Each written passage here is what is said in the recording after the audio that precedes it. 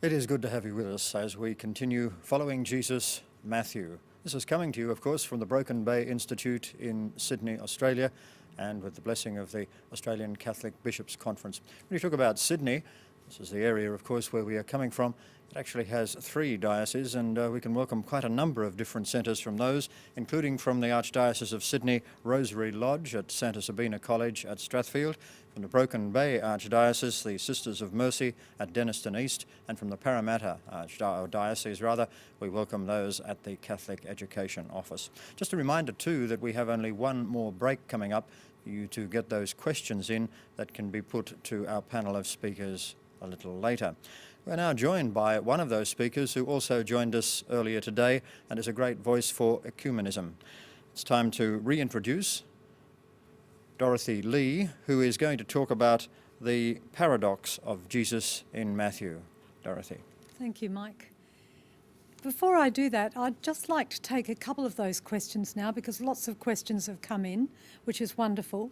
And I thought I'd just deal with a couple of them now, and then later on there'll be time for more questions. We've got a couple of questions from St Mary's Parish in Dandenong in Victoria. And one of their questions is, how can the Sermon on the Mount be a mirror of our behaviour? I did mention that in my talk on the Sermon on the Mount, and I think it's only partially true. I don't think the Sermon on the Mount is just a mirror, but because I think it is something that Matthew expects us to live out, and the church to live out, and for us as disciples in following Jesus to live out. But I think there's also a sense that the Sermon on the Mount can actually show up our deficiencies. It can show us our inadequacies, our inability to love. And in that sense, I think it's a mirror. But that's not a mirror to make us despair or feel bad about ourselves. It's a mirror to enable us to seek God's forgiveness. Father Chris was talking about the importance of forgiveness in Matthew 18. And so it enables us to seek forgiveness and to be transformed in our lives. And in that sense, it's a mirror, in a positive sense rather than a kind of judgmental sense. A second question that the same group has asked in St Mary's Parish, Dandenong, is a very good question. What is the difference between poor and poor in spirit? Now, this question, I think, relates to the fact that in Luke's version of the Beatitudes, Jesus says, "Blessed are you poor." Note, not blessed are the poor, but blessed are you poor, which is addressed to disciples. Matthew, of course, has blessed are the poor in spirit. It seems to me that what we have here is a different of emphasis, the difference between the way Matthew sees things and the way Luke sees things. Of course, both are part of the canon and both have something to say to us, but Matthew and Luke are not saying the same things. Luke wants to focus on what we might call evangelical poverty, poverty for the sake of the Gospels, those disciples who give up their wealth for the sake of the kingdom. Whereas Matthew, I don't think Matthew would have a problem with that particularly, but he's more concerned about an internal attitude, a sense of our utter dependence on God, our need of God, our need for one another, that challenges our tendency to strut around as if we're cool and confident and own the place. Whereas in fact the truth is that we are dependent beings. We are creatures of our God, our Creator. And we are dependent on one another. We need one another, and that is part of what we are as human beings. So Matthew and Luke each have a different emphasis, and it's important, I think, that we hear both. And then very briefly, a third question from Sister Catherine in the Foster Tuncurry Parish in New South Wales. Sister Catherine asks, what is the significance of the phrase, "Theirs is the kingdom of heaven," in the first and last Beatitudes, contrasting with a future promise in other Beatitudes? That's actually an excellent question and not a particularly easy one to answer. I'm going to answer it the easy way. And that is to say that for Matthew, the kingdom in one sense is very much a future reality. The reign of heaven, the kingdom of the heavens, as Father Nick expressed it, is something for the future when God will intervene, when Christ will return. and the world will be completely transformed. And yet Matthew also wants to say that in a sense that is already here. It's already becoming a reality for us in our lives, and we participate in that transforming kingdom now, in the here and now, as well as in the future. One scholar has very famously said there's an already dimension and a not yet. And it seems to me that what Sister Catherine has picked up is something of that already. The kingdom of heaven is theirs in a sense, and yet it is also still to come, still for the future. Moving on now to our topic for this session, which is the paradox of Jesus. Now, at the risk of stating the obvious, Jesus is, of course, the central character of Matthew's Gospel. He's present in almost every scene of the narrative. Matthew announces that centrality of Jesus from the very first line of his Gospel, an account of the genealogy of Jesus the Messiah, the son of David, the son of Abraham, and so on. So this is a Gospel about Jesus. Jesus is the centre. And yet, right from the start of Matthew's Gospel, that identity of Jesus, the character of Jesus, are very complex. As we shall see, Jesus is a paradoxical character in Matthew's Gospel. Jesus may even seem, to some people, contradictory, and some scholars tend to go along those lines. But it seems to me that the picture of Jesus is perfectly coherent. It works, as long as we don't have too narrow a view. Sometimes we need to broaden our view. Now, there are several passages in Matthew's Gospel, some of them touching on passages we've already looked at, which, as Father Nick says, hopefully by now have become old friends. There are several passages where this paradox is particularly apparent, though of course it's present all through the Gospel. And you might like to give some thought to other places or other dimensions of that paradox within Matthew's Gospel as we go through. In this session, we'll touch all too briefly on the birth stories, on the baptism of Jesus and then the temptation of Jesus, on the teaching and healing ministry, echoing some of the points that Father Chris has raised, and then finally, of course, the death and resurrection of Jesus. In each case, hopefully, we'll see a different aspect of what we might call that multifaceted identity of Jesus in Matthew's Gospel. Now, the Gospel of Matthew, as we've seen a number of times, may well have consisted of Jews and Gentiles, but it's still the most Jewish of all the Gospels. Jesus' identity, therefore, it won't surprise you to know, is grounded in the Old Testament and the Judaism from which Jesus comes. Indeed, Matthew sees the whole of the Old Testament pointing to Jesus, pointing symbolically to Jesus. Its deepest meaning is to be found in relation to Christ. It conveys a hidden sense of Jesus' identity and Jesus' presence. It is this deeper level of meaning. Of course, the Old Testament has its own meaning within its own context, but Matthew is trying to draw out that deeper meaning from the Old Testament, which he sees as being fulfilled in Jesus' life and, of course, death and resurrection. Now, Matthew does this in a variety of ways, but I think the most obvious way that he does it is in this series of quotations from the Old Testament. Once again, Father Chris has touched on this. The quotations from the Old Testament, which he sees being fulfilled in Jesus' life. And the birth narratives are an excellent example of this in Matthew 1 to 2, because there we have several quotations from the Old Testament referring to a different aspect of Jesus' infancy, Jesus' very early life, his birthplace, his virgin birth, we should start with that.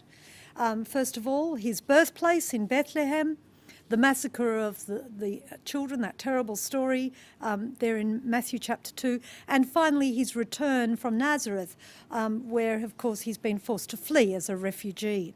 In each case, then, Matthew shows us that Jesus stands in the tradition of the people of Israel, the people of God, fulfilling their story and yet also, in a sense, redeeming their story. That becomes very important for Matthew, and of course the miracle of Matthew's Gospel for Matthew himself is that same fulfilling of Israel's story becomes, by extension, by the generosity of God, the fulfilling of our story as well as Gentiles. Well, the paradox begins, of course, in the birth of Jesus. Jesus is firmly positioned in his Jewish ancestry as son of Abraham and son of David, as we've already noted. But the genealogy is not literally Jesus' genealogy, it's Joseph's, Jesus' adopted father. It's Jesus' genealogy by adoption. Biologically, Jesus is born of Mary, and there's an incredible twist at the end of the genealogy when we find that Jesus is not the son of Joseph.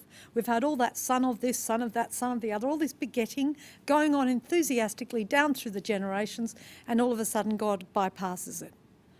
Jesus is born of Mary, and yet he is also conceived by the Holy Spirit, as the Creed tells us. His birth is entirely human for Matthew, but at the same time it is also divine. He is the true son of Mary, yet he is also Emmanuel, God with us. And we've already had a reference to that at the beginning and end of the Gospel, God with us. Again, paradoxically, and Father Nick has pointed this out, it's not the religious and political powers in Jerusalem who recognise Jesus. On the contrary, they try to murder him, but rather these Gentile outsiders, these foreigners, the Magi, these wise men from the east, these crazies, as Father Nick called them, who acknowledge him. They are the least likely, perhaps, and yet they are the ones who journey from afar, who rejoice in his birth, who come to worship him. A similar paradox runs through the whole of Matthew's Gospel. When we come to the baptism of Jesus in chapter 3, we're confronted with a problem. Why on earth does Jesus need to be baptised? Especially when it's a baptism with water for repentance, as Matthew says. Why, for goodness sake? Well, Matthew, who's done us quite a number of favours, is the only evangelist who gives us an explanation. Mark doesn't even bother to explain it, or at least not at that point. Luke passes over it as if it hasn't really happened, and John doesn't even tell us about it. But Matthew confronts the problem. In his account, John the Baptist objects by saying perfectly reasonably, I need to be baptised by you, and do you come to me? You've got to be joking. But Jesus has an answer for him. Let it be so for now, he says, for it is proper for us in this way to fulfil all righteousness. A great answer, really, although it's not absolutely clear what it means. In other words, what's quite clear is that Jesus does not need to be baptised. John the Baptist is absolutely right, he's spot on. But Jesus chooses to be baptised. He identifies with human beings in their need, in our need for repentance and new life, without needing it himself. He is truly God with us, Emmanuel. God identifying with us in our experience of sin and suffering. God making himself vulnerable, to use the word that Father Chris used in his last talk. Later on in the Gospel, at the end of chapter 11, Jesus calls people to take on his yoke, using the image from farming, an image for obedience to the law. Take my yoke upon you and learn from me, he says, for I am gentle and humble in heart, and you will find rest for your souls, for my yoke is easy and my burden is light. A much quoted and much loved passage, isn't it? Jesus calls people here to follow him in obedience to the law and to his interpretation of the law. But he does so only because he himself has first taken on the yoke of obedience.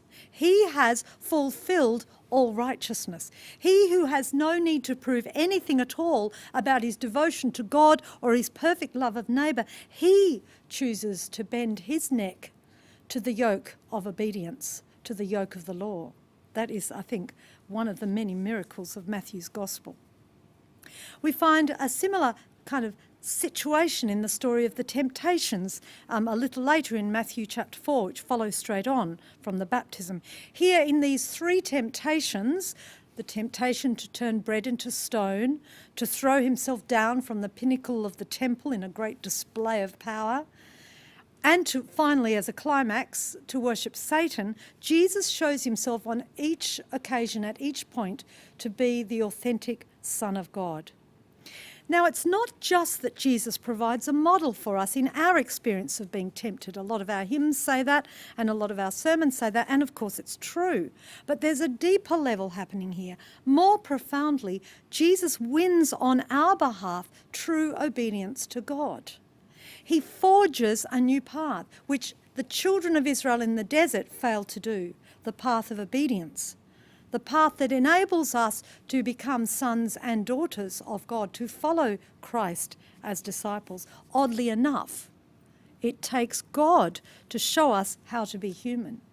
It is God who remakes our humanity in Christ and who gives it to us, who restores it to us whole.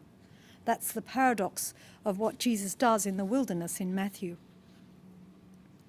The same pattern begun in the baptism and in the temptation story continues in Jesus' ministry.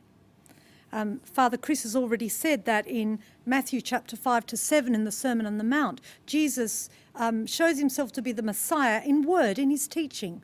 But then in chapters 8 to 9, those two miracle chapters, he shows himself to be the Messiah in deed, in action. So he shows himself to be entirely authentic, to have that integrity of heart and lifestyle. Word and deed, which are sadly so often separate in our lives, are perfectly at one in his. This union of word and deed draws us into the central paradox of Jesus in this gospel.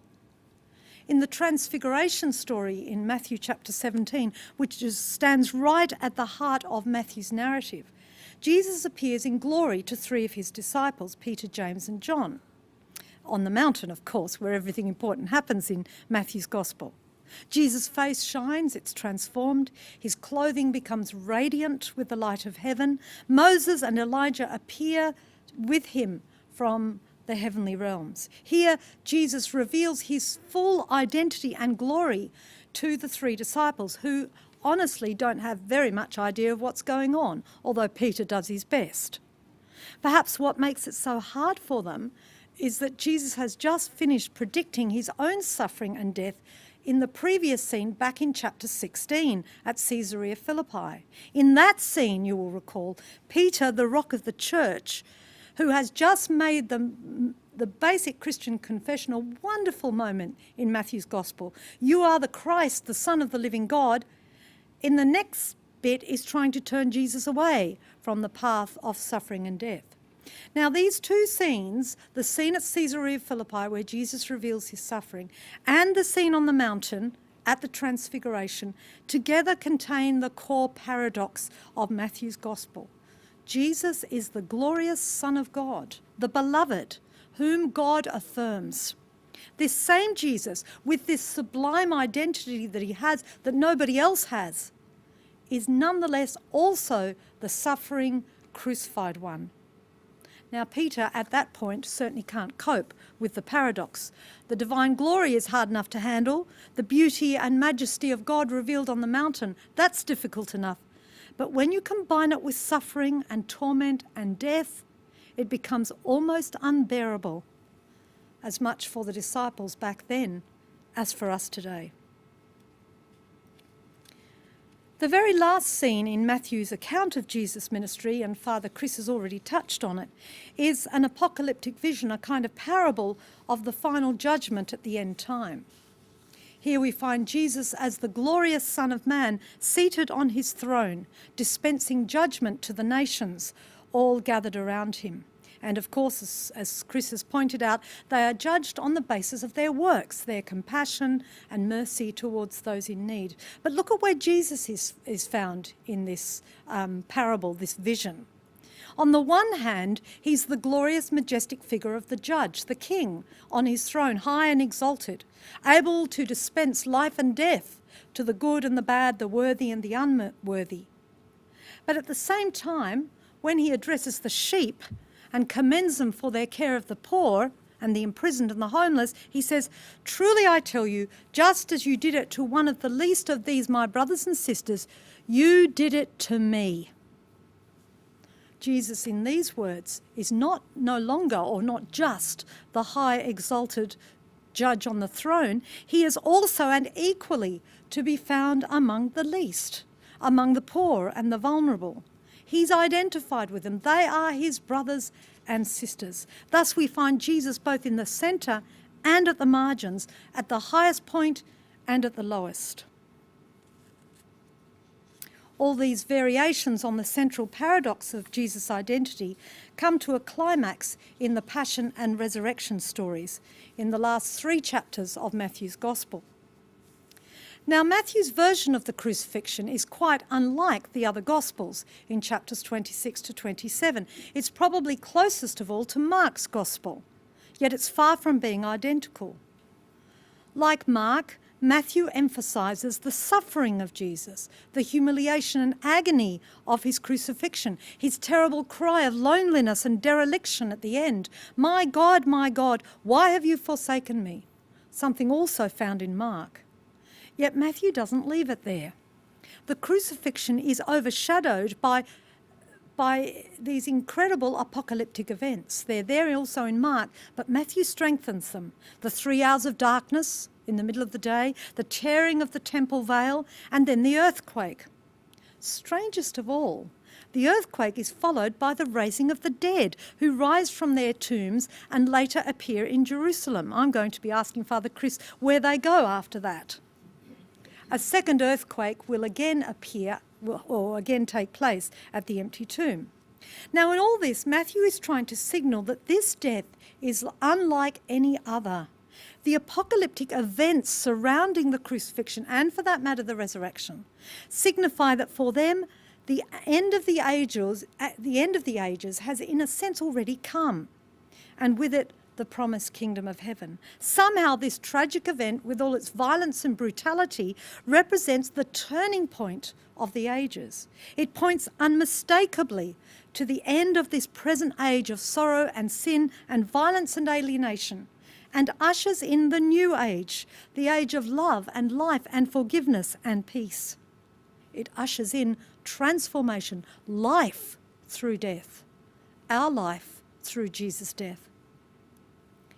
Matthew's resurrection story in chapter 28 is not really a new episode in this story, but the continuation of the Passion story, because the 2 events are so closely linked by the 2 earthquakes and the opening of the tombs, signifying the overcoming not only of sin and alienation and violence, but also death itself. There are 2 episodes in which the risen Christ meets with his disciples in chapter 28. We've already talked about one, but let's begin with the first one, and that is the one that occurs in Jerusalem. The 2 Marys, Mary Magdalene and the other Mary, come to the empty tomb, as you will recall. They hear the message of the angel and they run joyfully to proclaim the good news to the other disciples. And, unlike Mark's Gospel, they meet the risen Christ along the way. Immediately they fall down and worship, with nothing but joy and awe in their hearts. The second episode occurs, as you know, in Galilee on the mountain. Here Jesus meets the 11, some of whom have doubt in their hearts, unlike the women. Nonetheless, the risen Christ commissions them and sends them out, but he does it on the basis of 2 aspects of his identity, his sovereignty and his presence. All authority in heaven and earth has been given me, he says. This is the basis on which he commissions them for mission, to baptise, to make disciples, to teach. Through his death on the cross, in other words, through his obedience unto death, Jesus has now gained that cosmic authority which Satan lured before him or dangled before him in the temptation narrative. Now Jesus is given that authority and sovereignty, not by Satan, but by God, not through conquering hosts of angels fighting for him, but through his willing suffering and death. That is the core paradox again of Matthew's Gospel. And secondly, though he is about to leave them, the risen Christ promises his abiding presence with his disciples, Emmanuel. Once again, we have another paradox, Christ's presence in absence, his ongoing communion with his church, with us, even as we await, even as we long for his final coming again. And so in conclusion, Matthew's picture of Jesus is a complex one, and we've seen something of the complexity of that identity in this gospel. There are a number of ways in which Matthew addresses it, but the important thing is for Matthew that we understand that it's not an either-or, it's a both-and every time. Jesus is not just the judge on the throne, he's also with the least. He's both and. He's not just the glorious one, he's also the crucified one. He is the majestic king, whose kingliness is veiled and hidden, the glorious one, yet also the suffering one, the one who gives life, yet who dies, the Lord and judge of all, yet the humble, gentle one who calls each one of us to life. This is the Jesus we are called to follow. Thank you.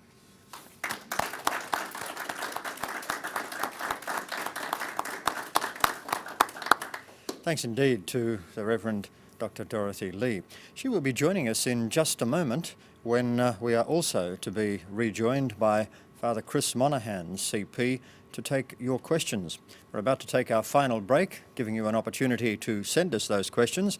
We trust, of course, that you have registered and also taken our survey. A reminder with the registration that there is a prize of $5,000 for groups and up to $500, or $2,000 for our groups, and up to $500 for individuals who are registering and will be subject to a draw shortly. That comes from John Garrett Publications, and they are Australia's leading independent publisher of Catholic literature, ideal for the home, for the school and other educational uses, and obviously the parish as well. We will be back shortly as we continue this wonderful presentation, which is coming to you from the Broken Bay Institute in Sydney, Australia, following Jesus, Matthew.